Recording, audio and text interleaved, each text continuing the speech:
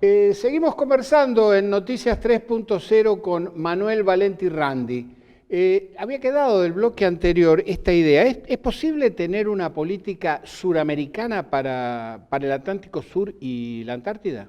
Bueno, ese punto es muy importante e inclusive podemos compararlo con la política antártica que se tiene ahora. Ajá.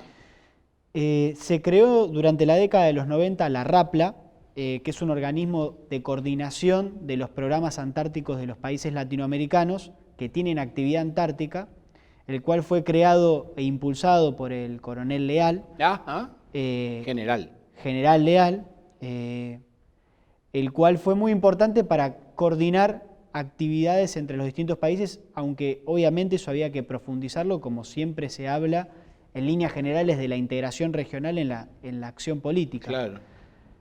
Quien teníamos una alianza que estábamos fortaleciendo era con Chile, el otro país que también tiene mucha actividad antártica. Y que tenemos una superposición de reclamos, digamos. Sí, pero que mutuamente nos lo reconocemos. Exacto. Digo, eso es importante siempre establecerlo porque fue la piedra fundamental de la constitución de una política antártica latinoamericana. Exactamente, eso creo que hay que remarcarlo, claro. ¿Y qué vemos como cambio de paradigma? Chile y Argentina firmaron acuerdos de cooperación científica en la Antártida con Gran Bretaña, enmarcados en el infame acuerdo Forador y Duncan, en el caso argentino, en el 2016, que todos hablamos de que es algo muy importante, que se hablaba de quitar cualquier impedimento al desarrollo económico británico en el Atlántico Sur, sí, explícitamente, pero también se hablaba de cooperación antártica. Sí, señor. Es decir, cambiamos la coordinación regional, que puede ser imperfecta o no totalmente lo que uno desearía, pero en un sentido muy concreto, con acciones concretas de cooperación, a cambiar esto es cómo se muestra el giro geopolítico y cómo eso se refleja. Perdón, para que quede claro, por lo menos para que me quede claro a mí, sí, que no me quedó claro, cambiamos una política de cooperación con sus imperfecciones, ¿por qué? Porque lo que se priorizó en este caso fue la alianza con Gran Bretaña. Ajá. Ajá. Y eso va en muchos órdenes, digo. Ahora eso deteriora toda nuestra posición en general, tanto respecto a Chile como respecto a nuestro reclamo antártico. Sí, también con la posición con respecto a Malvinas. Si nosotros éramos un país que buscaba fomentar en todos los foros internacionales que se incluyera la causa Malvinas, no solo como causa argentina o latinoamericana, sino como causa universal en contra del colonialismo, claro, que eso implica la ocupación en las Islas Malvinas y todo el territorio circundante, el cual geográfica y geopolíticamente está unido a la Antártida. Claro. Vimos que se priorizó el acercamiento a Gran Bretaña de una visión muy subordinada ¿a qué? A obtener apoyo en determinadas cuestiones. Claro. Nosotros esto lo venimos analizando en un observatorio que participamos de Coyuntura Internacional y Política Exterior. En la Universidad de Lanús. Son todos compañeros especialistas en política internacional, ajá, algunos que estuvieron ahí, otros que no, pero básicamente lo que vimos que fue en la búsqueda de ingresar a la OCDE, en recibir financiamiento internacional, claro, en también beneficiar a los empresarios amigos del presidente, como Joe Lewis, ajá, vimos que se priorizó el acercamiento subordinado a Gran Bretaña, donde básicamente lo que se hizo es quitar todos los costos de ocupación que se habían creado, claro, haciéndosela fácil, exactamente, o más fácil. Intercambiando una cosa por otra. Escúchame una cosa, Manuel, vos acabas de recibir un premio de Uruguay, o de una entidad uruguaya, vinculado al pensamiento de Alberto Metol Ferré. Contanos qué fue ese premio y contanos un poco tu punto de vista sobre Alberto Metol Ferré, como para empezar a hablar de él. Bueno, el concurso fue un concurso internacional que se armó entre la Universidad Pedagógica Nacional, Flaxo, Cooperación de Claxo, como también otros espacios como la Fundación Metol Ferré, que participaron varias personas ahí. Yo hice un trabajo que apuntaba a responderme desde la visión de un joven intelectual, pero que también con una visión política,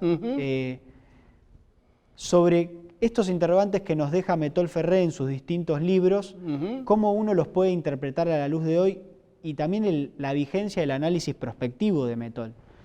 Porque una de las preguntas que yo recogí de los escritos de Metol fue si vamos hacia un nuevo orden mundial donde la desregulación financiera va a ser parte de ese desorden, podríamos decir.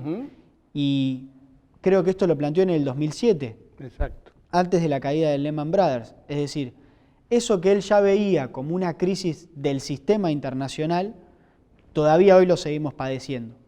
Digo, lo que habla el Papa Francisco, que fue formado en gran parte por él. En este aspecto, el pensamiento de Metol Ferrer ha tenido una influencia enorme en Francisco, reconocido por el propio Francisco. Y el Papa Francisco apunta a eso también, digo, me parece que esa problemática que él veía, que el Papa la plantea en el 2016 con su encíclica, donde ve que la desregulación desmesurada de las finanzas, como también el individualismo exacerbado y la cultura del descarte, hacen a los valores y a la cultura imperante del sistema internacional y también de las reglas de juego que se intentan imponer. Claro. Como también él se plantea si vamos a un escenario donde haya estados continentales. Exacto. Un orden multipolar con estados continentales. Me parece que eso que Metol ve ahí hoy es una piedra angular para analizar desde muchas perspectivas el sistema internacional. Desde muchas visiones, digo, no solamente por ahí inclusive la que él tuviera, creo que otros grandes analistas internacionales plantearon esto mismo y creo que le da valor, no le quita valor a lo que Metol hizo. Claro, lo sostiene. Sí, efectivamente. Definí un poco la idea de estados continentales para aquellos que no tienen claro de qué estamos hablando. Bueno, el estado continental... Parezco un profesor que toma examen, pero no es esa mi intención. Es solamente la diferencia de edad lo que da esa impresión.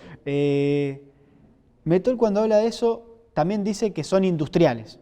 Claro. Y con desarrollo científico-tecnológico. Eso es un estado de un tamaño que sea de un continente de o casi un continente, similar a un continente. Claro, ¿no? con una gran población.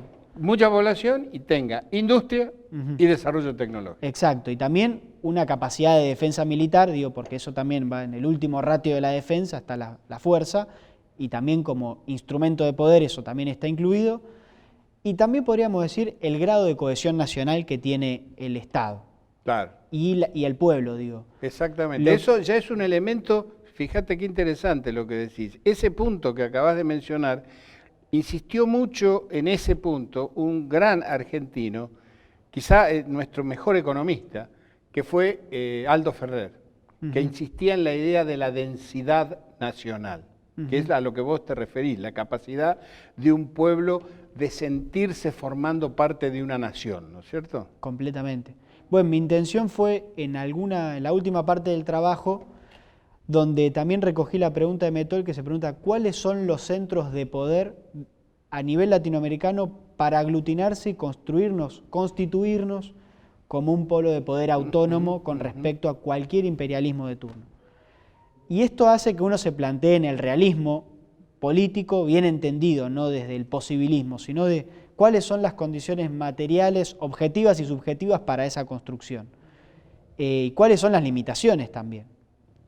Y Tucho planteaba que el Mercosur o una alianza estratégica Argentina-Brasil y también incluir a Venezuela dentro de ese tridente básico de aglutinación debía ser, para poder ser libres o tener una posición autónoma real, garantizarse cierta unidad de concepción o lineamientos estratégicos comunes.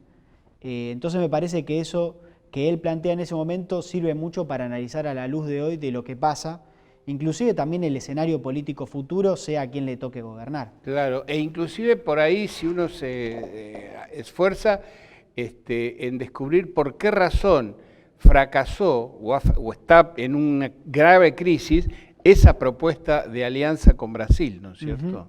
Es decir, ¿qué es lo que no se hizo que permitió que esos medios se evaporaran? Completamente. Creo que también en Brasil, hacia el interior de Brasil, hay una disputa entre los modos de integración, entre los cuales Metol define tres. Como podríamos decir, subimperio de Estados Unidos, Estado gendarme en la región, una posición hegemónica unilateral de Brasil o una posición de hegemonía natural por su peso específico, pero con una integración con los demás países en un proyecto común. Sí, señor. Con Argentina y Venezuela siendo, podríamos decir, los dos contrapesos de la visión geopolítica. Lo que apunto a esto que vos decís exactamente, la idea era que ya la tenía Perón en su propuesta del ABC, que el tamaño de Brasil obligaba a que el conjunto de los países hispanohablantes de la región tuviesen una política común para equilibrar esa diferencia entre Brasil y cada uno de los demás, ¿no es cierto? Sí, completamente. Eso es lo que hoy me parece que se definió en el Brasil en la élite gobernante que está hoy, la cual tiene sus tensiones hacia adentro, en si ser un hegemón a nivel regional o comportarse como Estado gendarme de Estados Unidos dentro de la región. Eso también se ve, esa tensión hacia adentro. Exacto. Bolsonaro tiene una visión mucho más cercana y de reproducción de la política y de la agenda norteamericana en la región, y eso se ve bien en Venezuela, y podríamos decir que el sector militar tiene la versión contraria. De algún punto también yo defino a Bolsonaro como, también podría decir a Trump, son brutos brutales, pero con una concepción ideológica muy clara, la cual no hay que deslegitimar ni dejar de ver. Claro. Porque eso tiene una tradición política, lo Existe, que Bolsonaro plantea. Claro. Digo, es la vieja tradición política de las élites brasileras, que se encuentra en tensión con la otra visión predominante de la élite brasilera. Digo, también cuando uno ve las negociaciones del Acuerdo de Libre Comercio, Mercosur y Unión Europea, ve esas tensiones hacia el interior de Brasil. Nuestro país, en realidad nuestro gobierno, lo único que hizo fue, desde su visión, mucho más subordinada a los intereses europeos, por concepciones ideológicas, me atrevería a decir, por los pocos réditos económicos que daba el acuerdo, sino réditos políticos, hacia afuera y hacia adentro del país. Brasil lo tenía mucho más claro, lo de los negociadores brasileños, de ponerse en una posición donde no regalen todo. Exacto. Y eso hace a las tensiones que hay actualmente hacia el interior de Brasil. Exactamente. Manuel, yo te agradezco mucho, se nos ha acabado el tiempo, podríamos seguir charlando toda la tarde, pero bueno, hay que cortarla en algún momento. Te agradezco mucho tu visita. He tenido el gusto de presentarles a Manuel Valenti Randi, que como ustedes ven, su juventud promete un futuro para la política argentina muy interesante. Gracias, Manuel, por estar con nosotros. Gracias por invitar. No se vaya de Noticias 3.0.